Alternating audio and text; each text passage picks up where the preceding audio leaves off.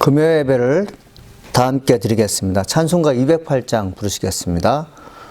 내 주의 나라와 주 계신 성전과 피 흘려 사신 교회를 늘 사랑합니다. 내 주의 교회는 천성과 같아서 눈동자 같이 아끼사 늘 보호하시네. 이 교회 위하여 눈물과 기도로 내 생명 다하기까지 늘 봉사합니다. 성도의 교제와 교회의 위로와 구주와 맺은 언약을 늘 기뻐합니다. 하늘의 영광과 베푸신 은혜가 진리와 함께 영원히 시원에 넘치네. 아멘. 우리 찬송가 315장 내 주 되신 주를 참 사랑하고 이 찬양 하시겠습니다. 찬송가 315장입니다. 내 주 되신 주를 참 사랑하고 곧 그에게 죄를 다 고합니다. 그는 은혜를 주신 내 예수시니 이전보다 더욱 사랑합니다. 주 날 사랑하사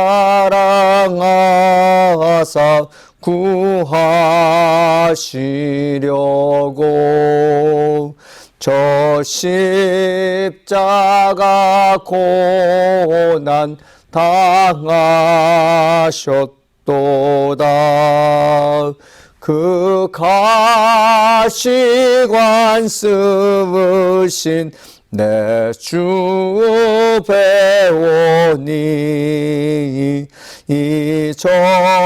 이전보다 더욱 사랑합니다. 내 평생에 힘쓸 그 큰 의무는 주 예수의 덕을 늘 기림이라. 숨질 때까지 내 할 말씀은 이전보다 더욱 사랑합니다. 그 영광의 나라 나 들어가서 그 풍성한 은혜 늘 감사하리. 금멸 유관 쓰고 나 찬송할 말 이전보다 더욱 사랑합니다.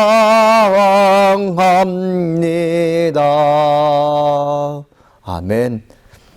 오늘 우리에게 주시는 말씀은 디모데전서 3장 14절로 16절 말씀입니다. 하나님께서 아들 예수에게 숨겨진 계시의 말씀을 전한다고 믿으시고 마음을 다하여 뜻을 다하여 하나님 말씀을 선포할 때 은혜로 받아들이기를 간절히 소망합니다. 제가 봉독해 드리겠습니다. 내가 속히 내게 가기를 바라나 이것을 내가 쓰는 것은 만일 내가 지체하면 너로 하여금 하나님의 집에서 어떻게 행하여야 할지를 알게 하려 함이니 이 집은 살아계신 하나님의 교회여 진리의 기둥 같으니라. 크도다 경건의 비밀이여 그렇지 않다 하는 이 없도다. 그는 육신으로 나타나신 바 되시고 영어로 의롭다 하심을 받으시고 천사들에게 보이시고 만국에서 전파되시고 세상에서 믿음 바 되시고 영광 가운데서 올려지셨느니라. 아멘. 예배에 앞서서 말씀 앞서 잠깐 기도하겠습니다. 은혜가 풍성하신 하나님 아버지 감사합니다. 하나님 말씀을 들을 수 있는 특권을 허락하시니 감사드립니다. 하나님 말씀을 증거하는 특권 또한 저에게 허락하시니 감사드립니다. 전하는 자나 듣는 자나 다 하나같이 은혜 받게 도와주시옵시고 말씀을 통해서 새로운 지식이 있다면 받아들이게 도와주시옵시고 이제껏 알고 있었는데 지키지 못했다면 행함으로 보여볼 수 있는 귀한 시간 되게 도와주시옵소서. 하나님, 바울이 에베소 교회를 향한 애착은 대단했습니다. 그 교회를 떠났지만 여전히 그 교회를 사랑하는 마음을 갖고 있었기에 후임자인 디모데에게 지속적으로 관심과 표현하는 것을 볼 수 있습니다. 하나님, 오늘 우리가 이 말씀을 듣고 교회에 대한 관심과 교회에 대한 사랑이 더욱더 풍성해질수록 축복하여 주시옵소서. 감사합니다. 하나님, 예수님의 이름으로 기도합니다. 아멘. 디모데전서 3장 14절로 16절 말씀입니다. 세 절밖에 되지 않지만 이 말씀을 본문으로 3시간에 걸쳐서 하나님 말씀을 증거하게 될 것입니다. 큰 제목은 우리가 다니는 교회를 아십니까? 라는 제목이고 부제로서 오늘은 하나님의 집에 대해서, 그리고 다음 주에는 살아계신 하나님의 집, 그리고 셋째 주에는 진리와 기둥의 터라는 제목을 가지고 하나님 말씀을 증거할 때 큰 은혜가 되기를 간절히 소망합니다.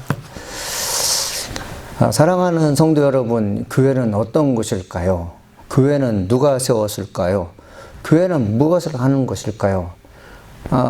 교회는 다니지만 교회가 무엇을 하는지 모르는 경우가 있습니다.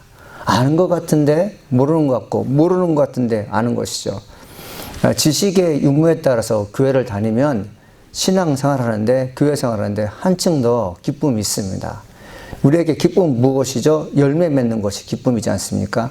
하나님의 사람들에게 열매가 주어지는데 그 열매의 근간이 되는 것이 무엇이냐면 하나님의 말씀입니다.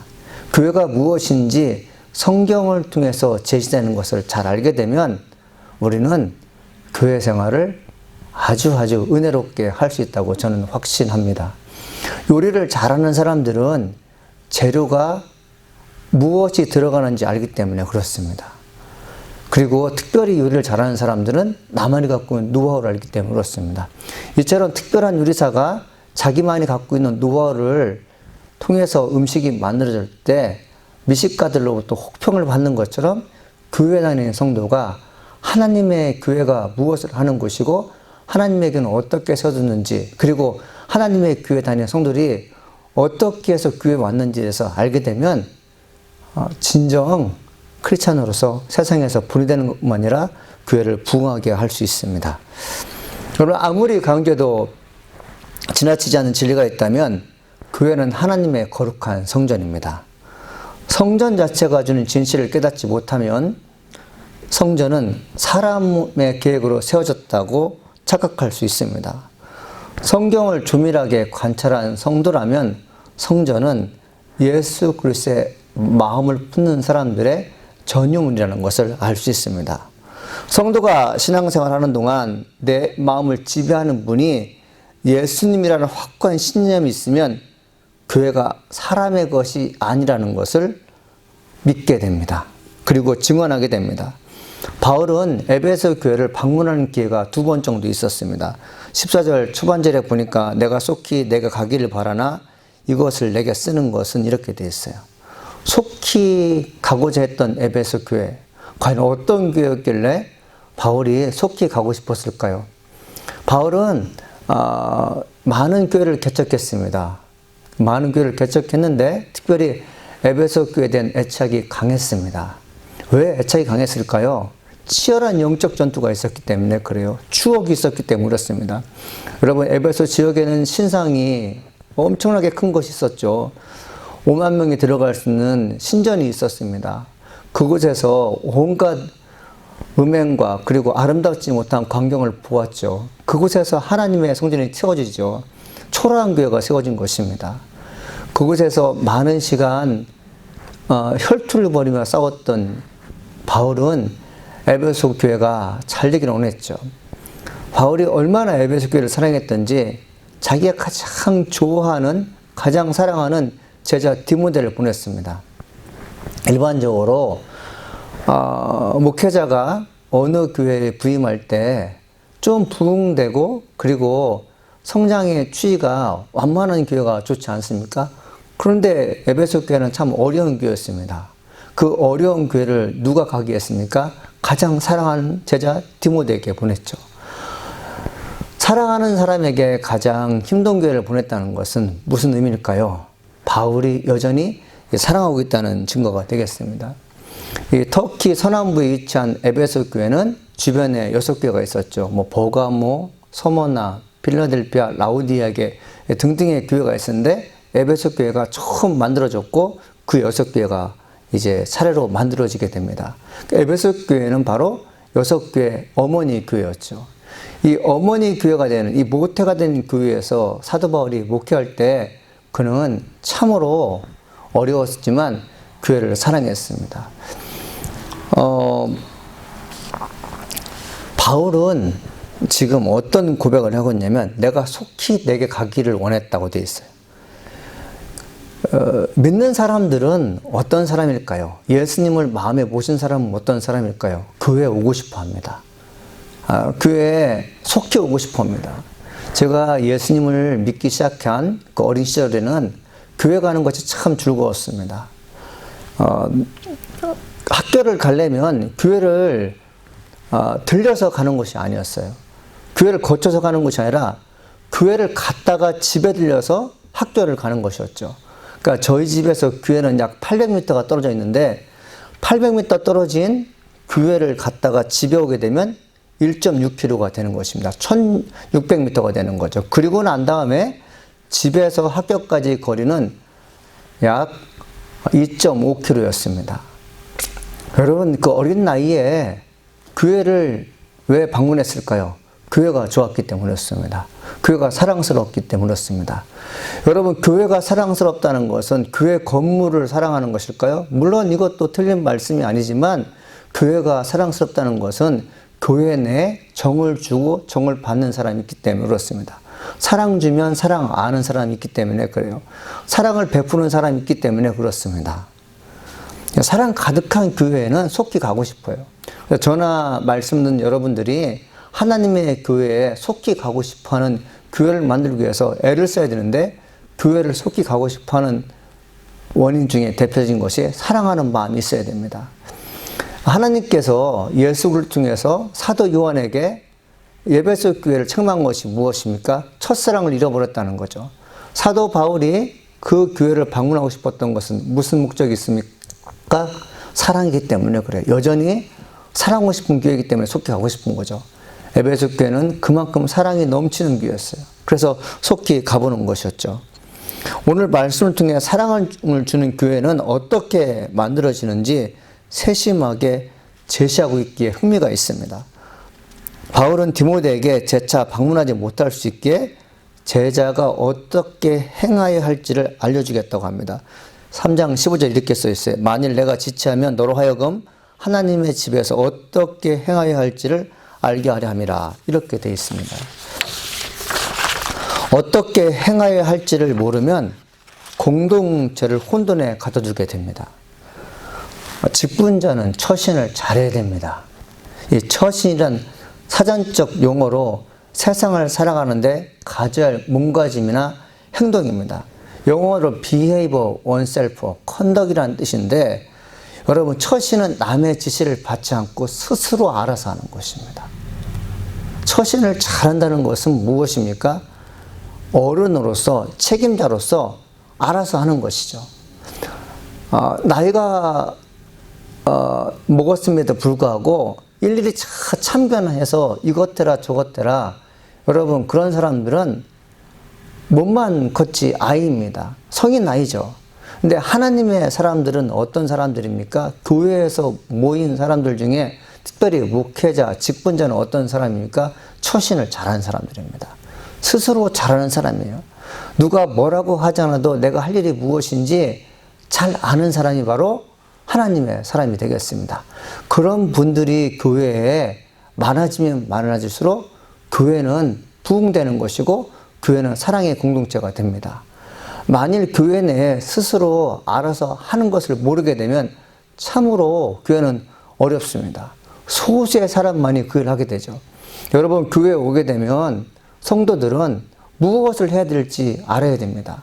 교회에 오게 되면 먼저 기도를 하시고 말씀 듣기 위해서 헌금을 준비하시고 말씀 듣기 전에 주변을 살필 수 있어야 됩니다.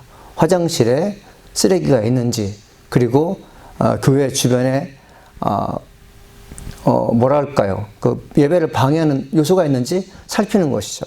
이 처신을 잘하는 사람들은 눈썰미가 있어서 이전에 봤던 것을 기억합니다. 그리고 더러우면 치우고 없어졌으면 치워놓습니다. 이게 바로 처신을 잘하는 사람이 되겠습니다. 하나님의 성전에서 사명을 다한 직분자들은 성경의 지식을 모르면 처신을 못할 수 있어요.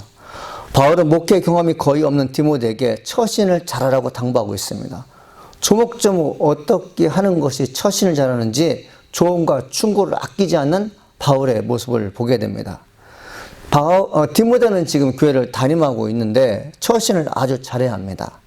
이단들의 세력들이 교회 내에 진을 치고 있어요. 이단들이 교회에 있다는 것은 어떤 뜻일까요? 이단들은 자기 욕심을 채웁니다. 상당히 이기적이죠.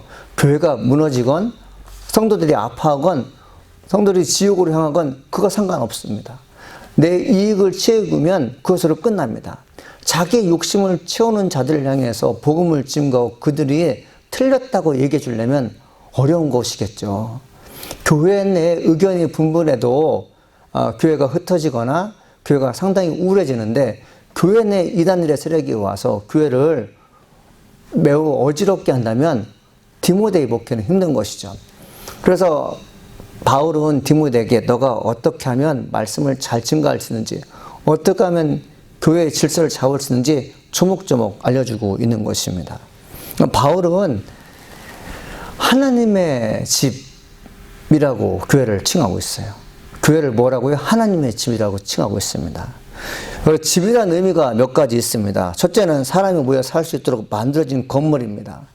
동물이 사는 곳을 집이라 하지 않고 우리라고 하죠. 우리는 짐승을 가둬두는 곳입니다. 원하든 원치 않든 동물을 가둬두는 것은 왜 그렇습니까? 본성에 의해서 움직이는 동물은 아무 데서나 배설합니다. 동물들이 우리 안에 가둬두지 않으면 사람들에게 해를 끼칩니다. 그래서 동물들을 가둬두는 것이죠.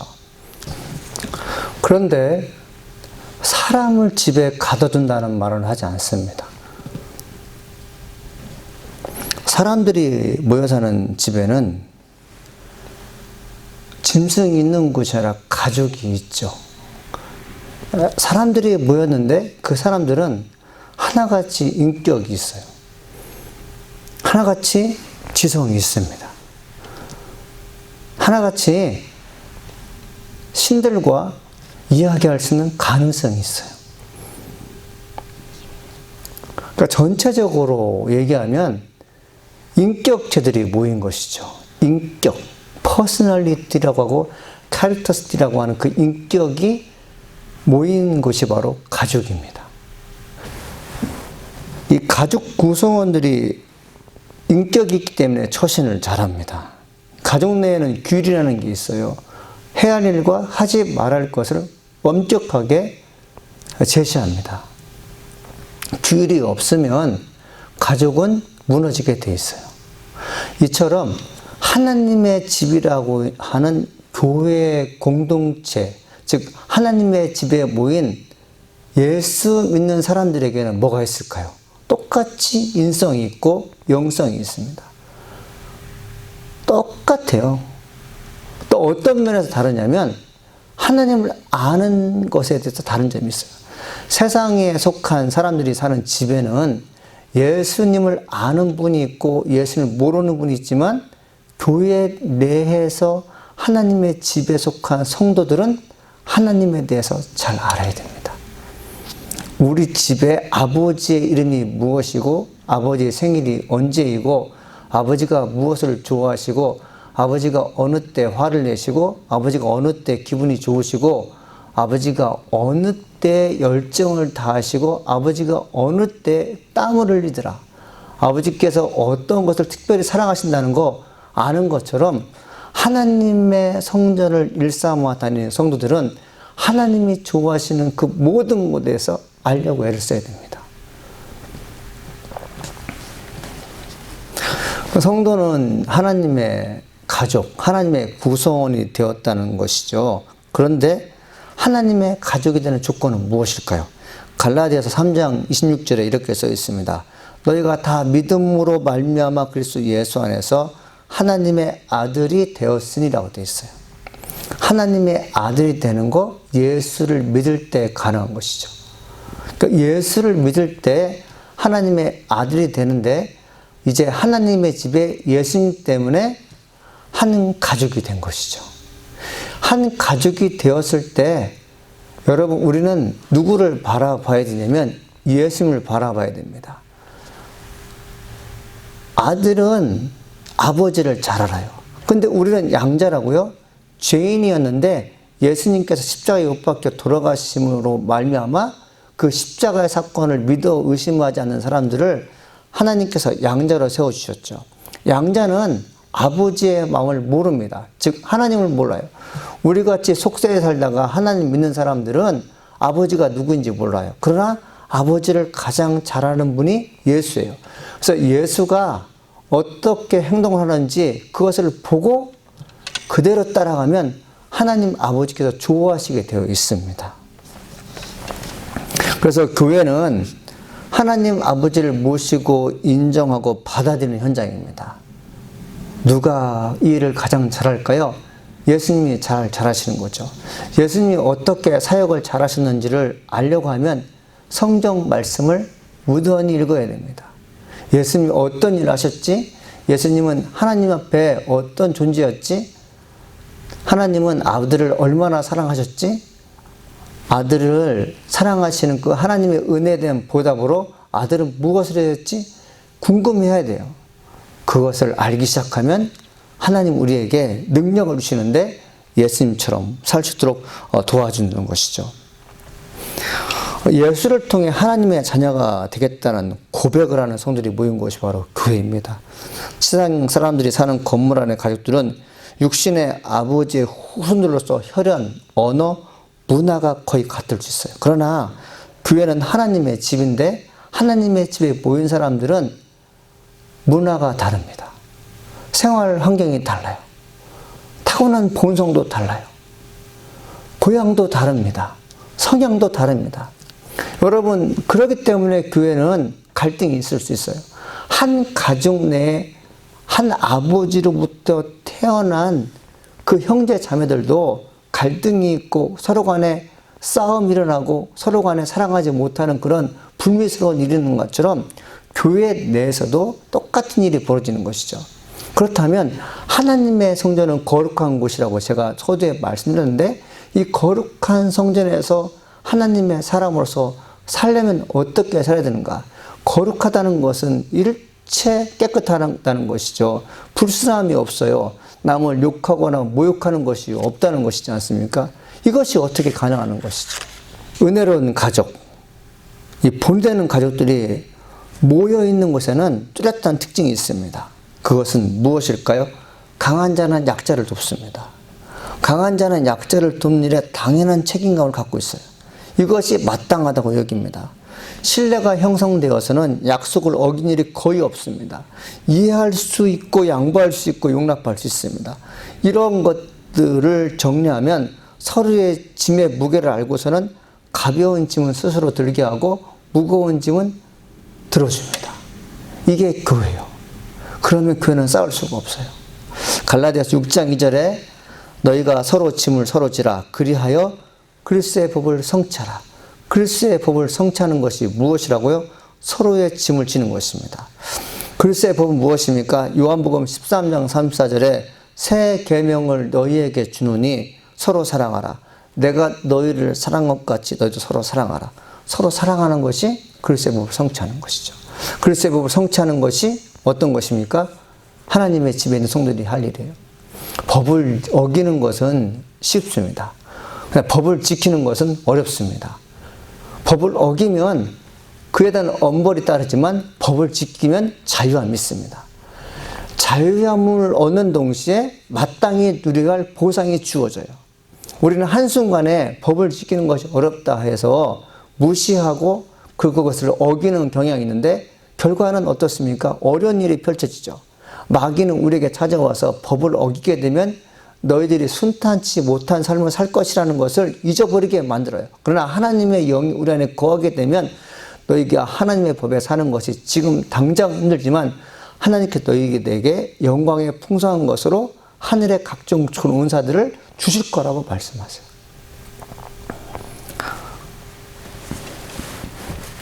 우리에게 주신 계명이 서로 사랑하는 거, 서로 짐을 지는 것인데 여러분, 사랑은 홀로 할 수 없습니다. 자기를 너무 사랑하는 자는 예수님께서 사랑하라고 하신 의미를 몰라요. 서로 사랑하라는 당부의 말씀이 무엇인지 아는 성도는 타인의 아픔이 본인의 가슴으로 전이됩니다. 적당한 선에서 구제하려고 하지 않아요. 가벼운 사랑하지 않습니다. 남의 짐을 들어주는 고난을 택하게 됩니다.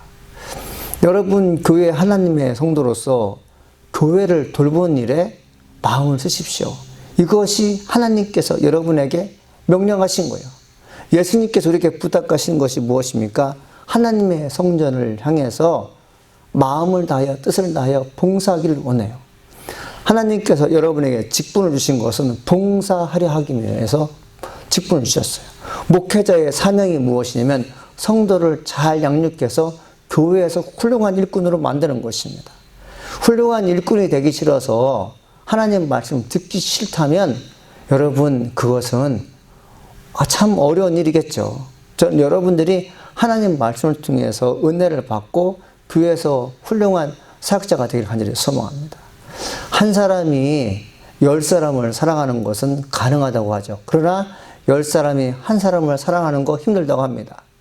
한 사람이 10사람을 위해서 희생하며 죽는 것은 가능하지만 10사람이 한 사람을 위해서 죽는 것은 힘들다고 합니다. 여러분, 우리 교회는 어떻습니까? 교회 성도들이 계시는데 한 사람이 두 사람이 교회를 다 운영한다면 그것은 하나님께서 원치 않는 것이죠. 그리스도의 법을 성취하지 않는 것이죠. 사랑하는 성도 여러분, 이왕에 우리가 하나님의 집에서 하나님의 가족이 되었다면 예수님께서 자기의 몸을 십자가에 매달려 죽으시며까지 모든 사람을 사랑했던 것처럼 우리도 마찬가지로 하나님의 아들이 되었다면 예수님을 본받아서 교회를 향해서 그리고 성도를 향해서 내 몸을 불사르는 그런 헌신적인 사랑이 반드시 필요하다고 저는 확신합니다. 바울은 에베소 교회에 그런 성도가 있다는 것을 알았어요. 하나님의 집이라는 개념을 잘 알고 있었던 거죠. 집은 여러분이 사는 가족과 거의 흡사합니다. 만일에 여러분들이 가족을 잘 건사하고 가족 내에서 자기의 본분을 다하며 처신을 잘하면 교회 내에서도 잘할 것이에요. 가족과 교회 성도는 큰 차이가 없어요. 왜 그렇습니까? 예수 믿는다는 것은 하나님의 집에 여러분 우리가 몸이 있다는 것은 예수님을 주인으로 모셨기 때문이라고 그랬잖아요. 예수님을 마음에 모신다는 것은 뭐냐면 내 진정한 주인이 예수님이라는 것을 믿어 의심하지 않는 것이죠. 여러분, 예수님은 교회 올 때만 마음에 모시고 교회 밖을 떠날 때는 예수님을 교회에 두고 가는 그런 게 신앙인이 아니지 않습니까? 그래서 교회에서 예배 드릴 때나 그리고 밖에 때나 생활할 때나 똑같이 예수를 모시고 사는 사람들은 내가 무엇을 할지 아는 것이죠. 사랑하는 성도 여러분, 여러분이 가지고 있는 그 좋은 인격, 여러분이 가지고 있는 그 좋은 성품, 그리고 여러분이 특별히 하나님으로서 부여받은 예수 그리스도를요, 온 인류에 증거하기를 간절히 소망합니다. 여러분이 혈연, 문화 이런 것을 뛰어넘어서 주변 사람들에게 복음을 증거할 수 있다면 그것이야말로 하나님께서 매우 흡족해 하시는 일이라고 저는 믿습니다. 우리 교회 성도들이 이 일에 동참하기를 간절히 소망해 봅니다. 기도하시겠습니다. 살아계신 하나님 감사합니다. 오늘도 마음을 다하여 뜻을 다하여 주 여호와를 사랑할 수 있게 하시니 감사드립니다. 예수님께서 우리에게 말씀하시는 것이 무엇인지 알게 되었습니다. 하나님, 우리 교회를 향한 열정, 교회를 향한 사랑이 살아나게 도와 주옵소서. 하나님, 교회를 향한 사랑이 있을 때 그 사랑이 얼마나 고마운 것인지 우리는 알고 있습니다. 사랑하시는 하나님, 저희들에게 성령님을 보내주셔서 정말 이웃 사랑할 수 있도록 도와주시옵소서. 교회를 진짜 사랑할수록 축복하여 주시옵소서. 오늘 기도 제목이 바로 이것입니다. 주님 들어주실 줄 믿습니다. 예수님의 이름으로 기도합니다. 아멘.